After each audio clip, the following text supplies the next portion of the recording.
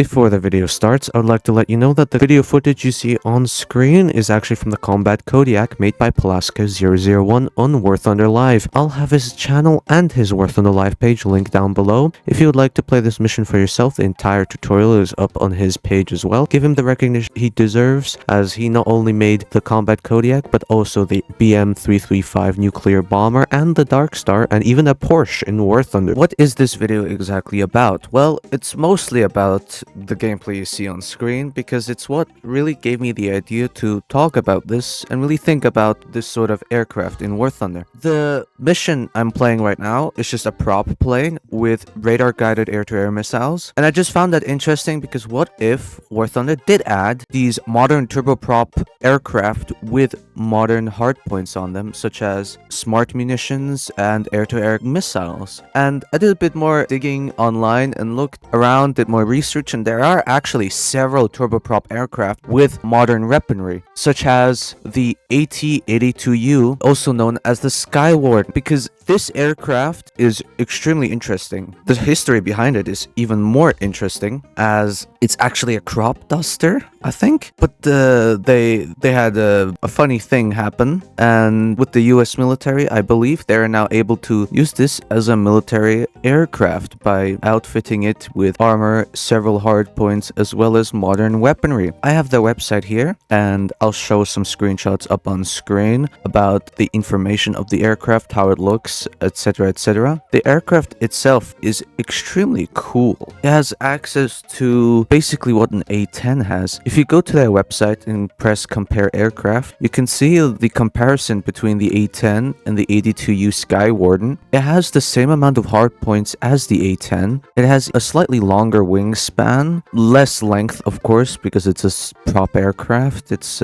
shorter. And what I find interesting is it can carry less of a payload, but might as well carry the same amount sort of armament, because it can carry stuff like air-to-ground weaponry, which is its whole purpose. It is most likely, if it's gonna get added to the game, most likely be a strike aircraft. It can carry GBU-12s, as well as some pods, targeting pods, as well as what looks like air-to-ground missiles, but I believe they could also be replaced by air-to-air missiles, as the loadouts on the specific Sky Warden I don't really necessarily understand properly. I know unguided rockets as well, etc, etc, but the air-to-ground loadout is self-explanatory, but the air-to-air loadout, I couldn't find much information on it. The US has the Sky Warden, which if added would be most likely around 10-0. Now, how would this exactly function? I'm not sure. It would most likely just be a glorified A-10, because its speed is most likely similar, as there is already a pretty interesting prop plane in War Thunder called the A-1H. It is basically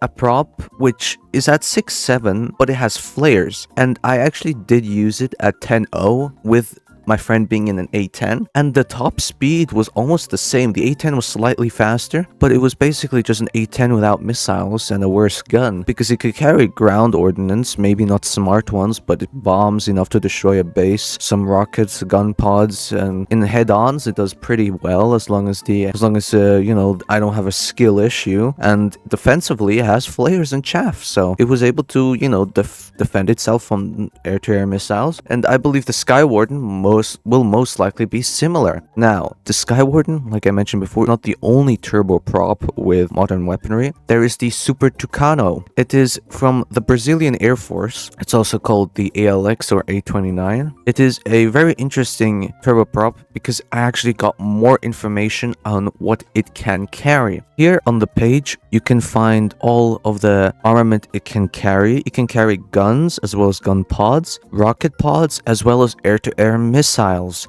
Now, the air-to-air missiles is what really is interesting, because this propeller plane can carry AIM-9Ls, Python 3s, Python 4s, and the MAA-1A Piranha, which is an air-to-air missile from Brazil, which would be a really cool missile to have in-game, because I don't think there is it. Even if it's just like a AIM-9L variant or whatever with similar statistics. Sorry to butt in, future Tony here. The MAA-1 Piranha is actually just an AIM-9G variant. Basically, it has similar stats to that, not an A9L variant like I said before. So just a quick correction there. It would be quite nice to have more missiles which are interesting, because it's all just A9Ls or Soviet missiles at top tier, or at least at higher tier. So it would be cool to have a really interesting missile added to the game. It also can carry air-to-ground loadouts such as Mavericks and laser-guided what looks to be rockets. It can carry bombs, incendiary bombs, even a cluster bomb, and precision-guided bombs like Paveway 2s, and it has countermeasures, drop tanks, and a forward-looking infrared camera. It's pretty cool. I mean, it would be most likely 10-0 as well. If War Thunder were to add the Super Tucano into the game, it would most likely be a premium or something, or event vehicle,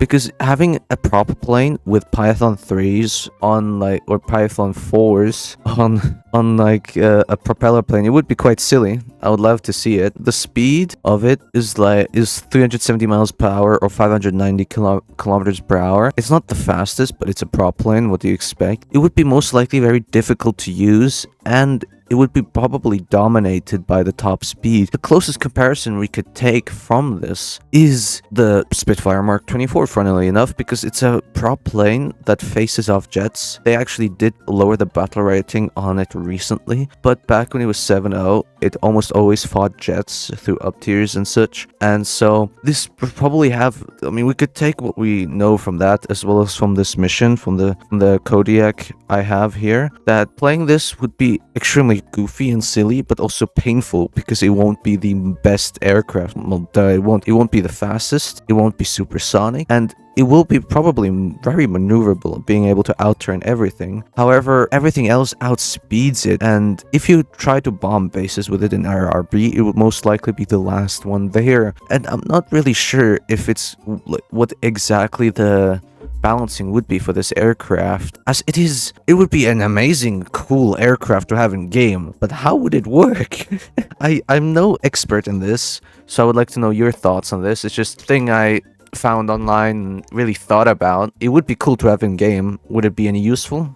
Well, I guess there's only one way to find out, if Gaijin never adds it. So I do think that adding something like this would be really interesting, like extremely interesting. So yeah, there we have it. Thank you for listening to me talk about goofy aircraft. I know I shouldn't be citing Wikipedia as my source, but it was actually really difficult for me to find sources of these specific aircraft.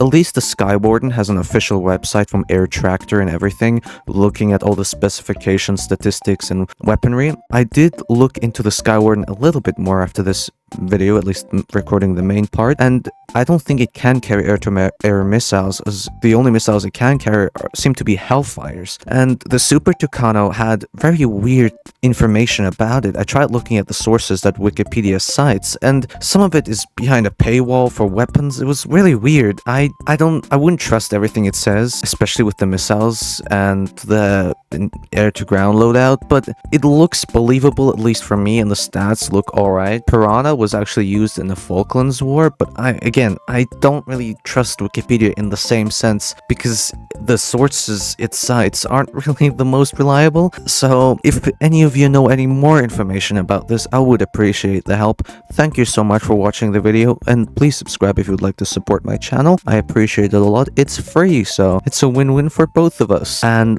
I'll see you in the next video. In case you don't know, I'm actually live streaming myself completing achievements in War Thunder. It is extremely painful. I already played for over 15 hours now, and I don't think I can go on any longer. So if you would like to pop in, maybe play a couple games with me, or just check out my streams, then go check out the live streaming section of my channel and click the little bell under my subscription to make sure to not miss any of the live streams. And yeah, I wish you all a wonderful week.